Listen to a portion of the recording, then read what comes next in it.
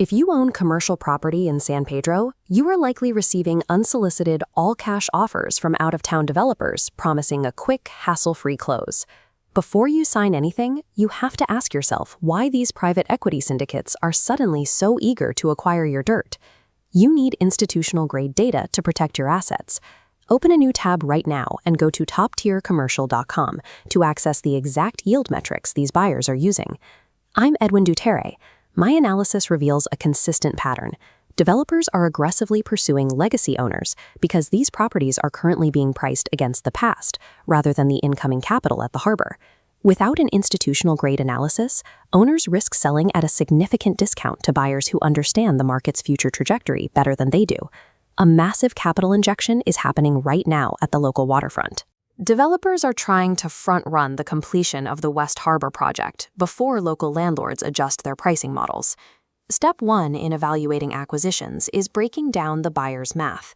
Most offers are anchored to your building's current condition and outdated sales data. Valuing a property based on past costs is a fatal flaw. Investors value real estate using one precise metric: net operating income. To find true value, look at the next 24 months' income potential. Step 2 factors in the spillover effect, consumers moving from the waterfront into the downtown grid. The waterfront project will attract millions of visitors. When waterfront parking and dining reach capacity, that traffic will bottleneck into the inland downtown grid, creating immediate demand for secondary support space. The valuation of your property is tied directly to this geometric capacity to capture the incoming consumer traffic that the waterfront cannot hold. To capture that value, you have to avoid the common panic response. Landlords fearful of vacancy often sign long-term, low-paying standard gross leases just to get a body in the building. This happens while high-tier boutique tenants and regional vendors are actively searching for inland space to escape the premium rents at the water's edge. Look at how these two paths diverge.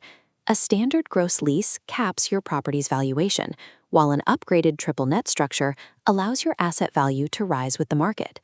Take a moment to hit pause. Go locate your current lease paperwork and check if you are operating on a standard gross lease or a modern triple net structure. Look at the difference. The NNN structure shifts the burden of taxes, insurance, and maintenance costs away from the owner and directly onto the tenant's side of the ledger. Signing a weak lease to stop short-term vacancy bleeding actively prevents your building from reaching its full financial potential. To recap the strategy, analyze the baseline offer, calculate the macro demand of the spillover, and shift your math to future net operating income. Legacy owners can realize significant equity gains by restructuring their leases into NNN agreements and waiting for credit-worthy regional tenants to absorb the space. A fast cash offer from an outbound developer is almost always a predator's discount designed to capture your property's upside for themselves. Visit toptiercommercial.com and enter your address. Let us map your building's future valuation against the West Harbor data.